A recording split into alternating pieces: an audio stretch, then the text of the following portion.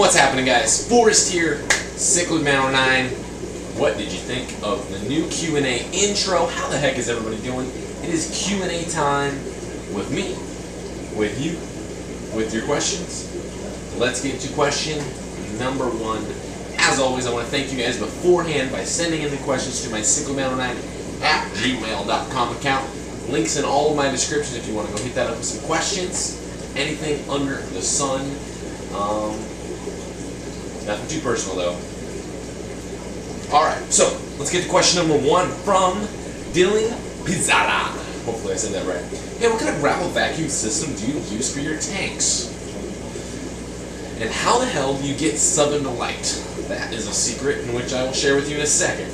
I try to buy online, but I can't seem to find anywhere. You can answer through email. Thanks. We're going to answer in a video because you're awesome. By the way, I'm a rookie and your guide, and you're my guide, basically. Haha. Have a great day. I always have a great day. Hopefully you're having a great day, Dylan. Gravel vacuum system do I use? A bunch of DIY crap thrown together. I got some garden hoses with some PVC parts, and stick them together, stick it in the tank, and that runs outside. I got two vacs. I got two drains, basically. One is a gravel vac, and one is just a drain that I can hang on the tank, start the cycle, and it drains tanks. The other one, you know, get down in there and clean all the gravel and stuff. Really simple stuff. You got an old garden hose lying around and some PVC parts for about $5. You can make a pretty legit gravel vacuum water changer for honestly no money and fun stuff. Where do you get Southern Delight? Southern Delight. Here's what you gotta do. There's a door. You go to the door. You knock on the door 3 times. If nobody answers, you're probably at the wrong door. Go to the next door. Knock on that door 3 times. If nobody answered, it's still the wrong door. There's like 50 doors. I don't know exactly which one it is. I think it's 3rd from the right or 42nd to the left. Not 100% sure. Actually, give a shout out to these guys real quick. Guys over at Aquatic Support Systems, if you want to get Southern Delight, these guys actually used to sponsor my channel with this delicious Southern Delight. Great guys, running a great business. If you really want to get some, go over to Facebook, go like their page. But more importantly, if you really want some, go over there. And the guys, the exclusive bulk dealers, only guys out there that can sell it in bulk pounds. So if you need pounds of Southern Delight, go over there and hit those guys up, and they'll know how to hook it up.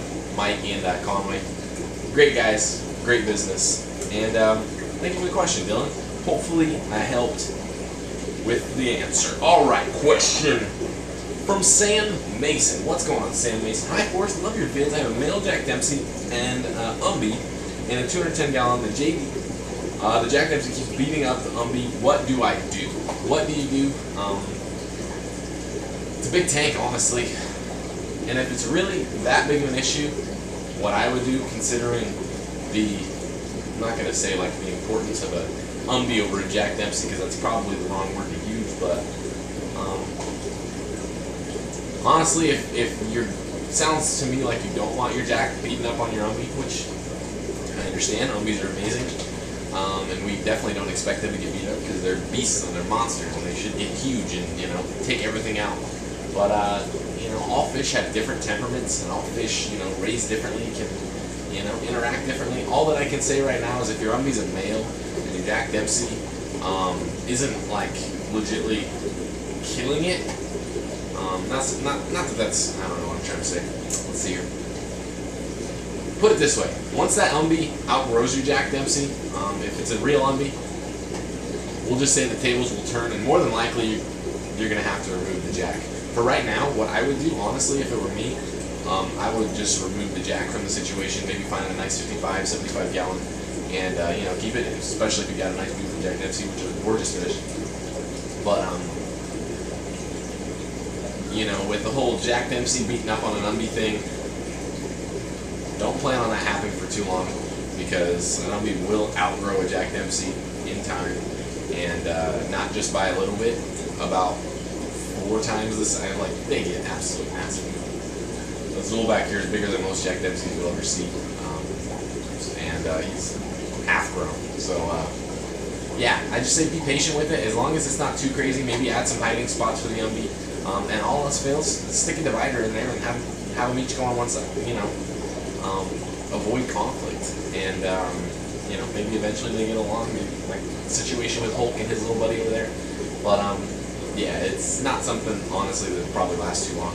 And more than likely, you're gonna have to be removing that Jack Dempsey here soon, because that Humvee, once it gets to a certain size and maturity level, it's gonna want that entire tank to itself. And there's not a whole lot out there that will tell an Humvee, yeah, you can't have this tank, because that's just not how it works. That's why they're not community fish. That's why when you see them, they're not with other fish, because it just doesn't work out like that. Thank you for the question, Sam. All right, next question is from Tank Master. Seeing this guy comment in a lot of my videos. What's up? Thank you for watching all the time. Love all the comments. Hey, what's up, Forrest? How you doing? I'm doing fantastic.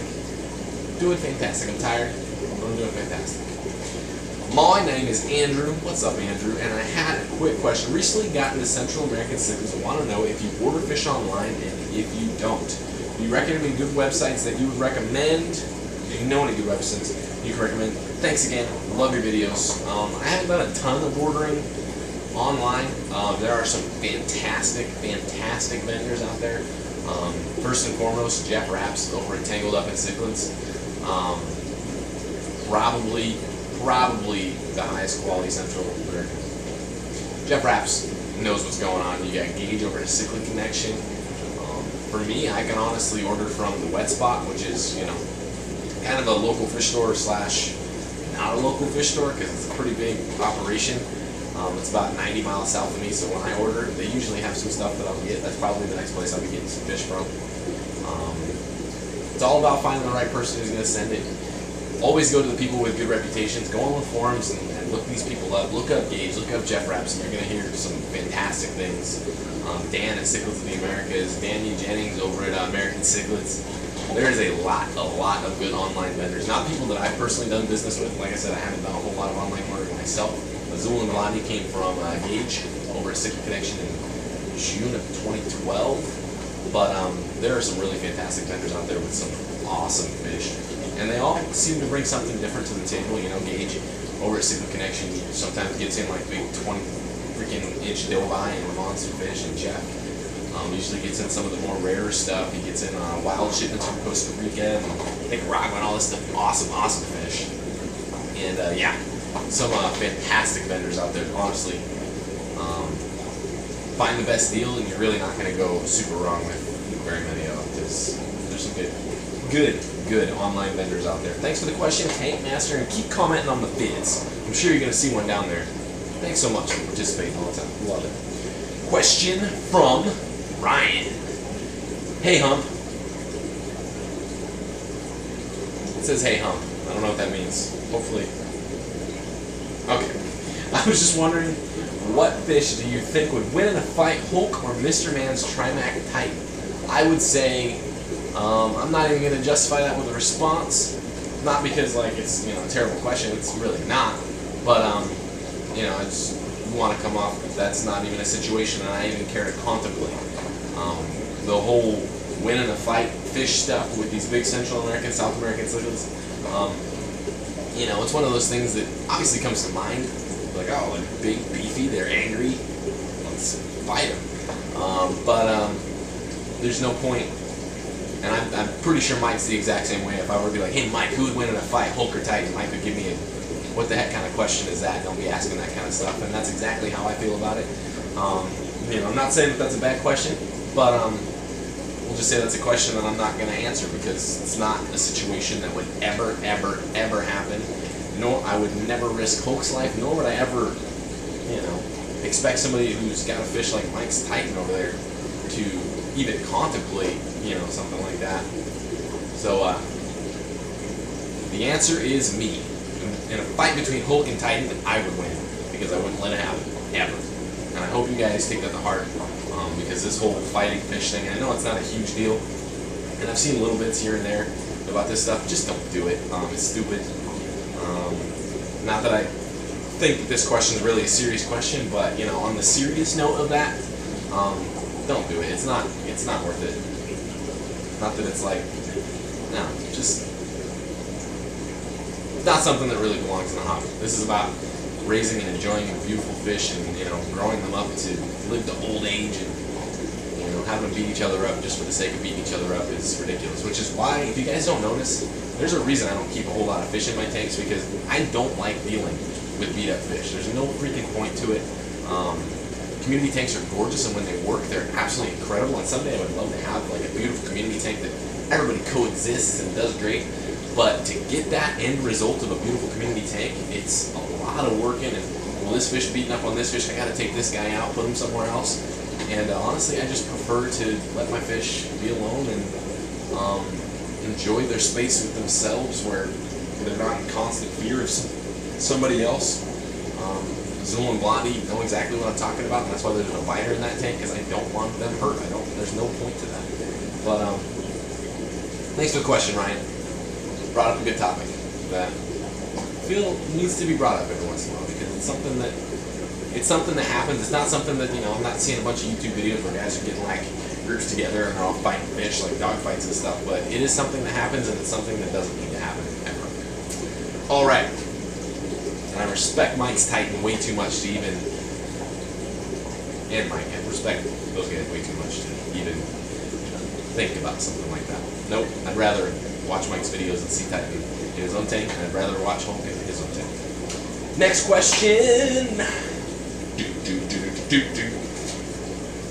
Hey Forrest, just curious what an overflow is and how they work and if I would need one. Thanks Forrest, don't stop the vids, they're awesome.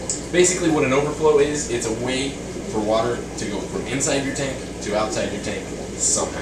Whether that be in a sump, a drip system, you can drill tanks, you can make DIY overflows. Search the YouTube, there's a bunch of stuff on there.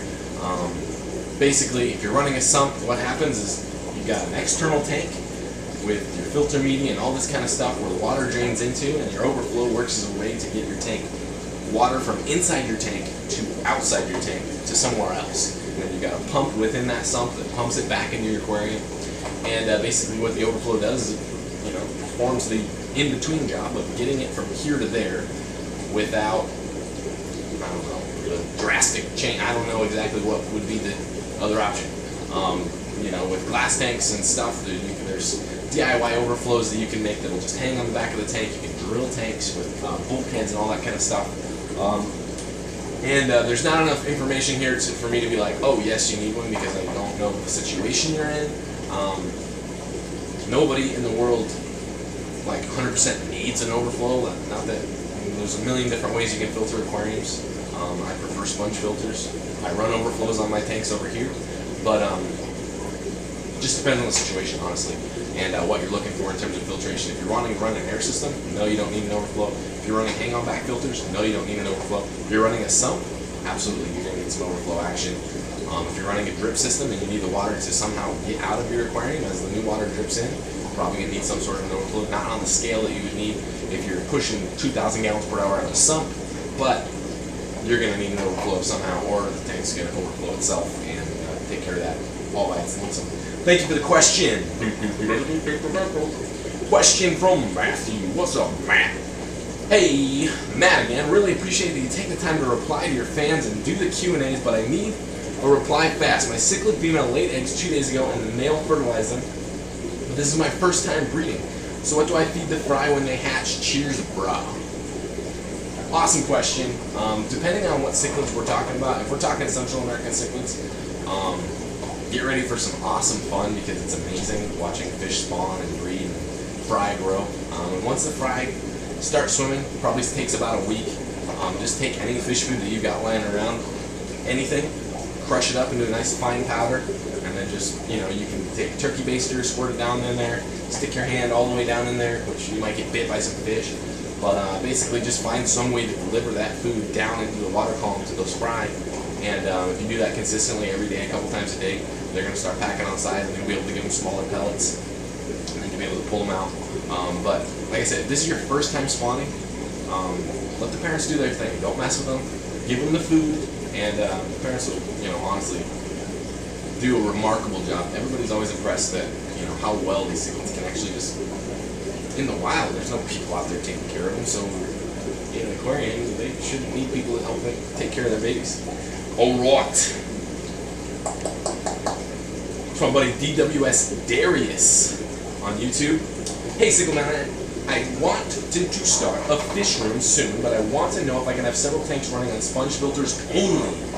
Can I have tanks as large as 75 gallons running with sponge filters only? Absolutely, heck yes. I have 1, 2, and then I've got a 135 running on sponge filters exclusively. They do have my K1, moving bed filters attached to them. But before I had the K1s on there, just sponge filters. As long as you add on enough, change enough water, it's honestly going to be zero issues whatsoever.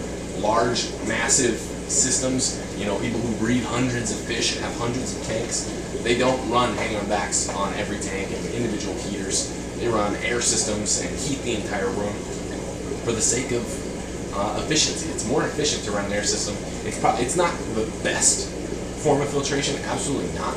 There's, insane medias and high flow pumps and all this kind of stuff, but what it does do is it works. And it does what it does well. And as long as you know that there are some setbacks to sponge filtration and you make up for that by doing a little bit more water changes, vacuuming your gravel a little bit more heavily because it isn't picking up all that fine sediment and all that kind of stuff and the heavy particulate, there's not really a large mechanical filtration capacity of sponge filters. As long as you understand that and you keep your water changes frequent, sponge filters will be your absolute best friend because air systems are amazing. Air systems are fantastic. Thank you for the question, DWS Darius. Alright, this is from Drew Vest. How big do Gorillas Black get? How much will they be? In terms of price, I still have no idea. It's basically because I've been lazy trying to think of a price. But how big do they get? I believe the wild ones that Omni King brought back are about that big. We're talking 20, 22, 23 inches. We're talking about, with any umbies, the potential of a fish that can reach 2 feet long.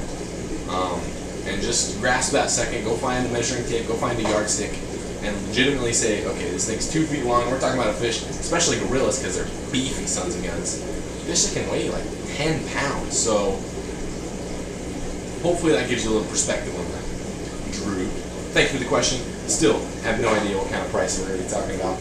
From Matthew Chung, Parachromis loyazeli. That's how I say it. You might say loyazeli, I say loyazeli. Alright, do you know anything about this fish? A little bit. I bet they'd give Blondie a run for her money on the yellow scale. They'd kick her butt on the yellow scale. Also, where did you get your fish? I'm trying to find loyazeli fry. I'm having the hardest damn time with it. Keep up with the vids, mate.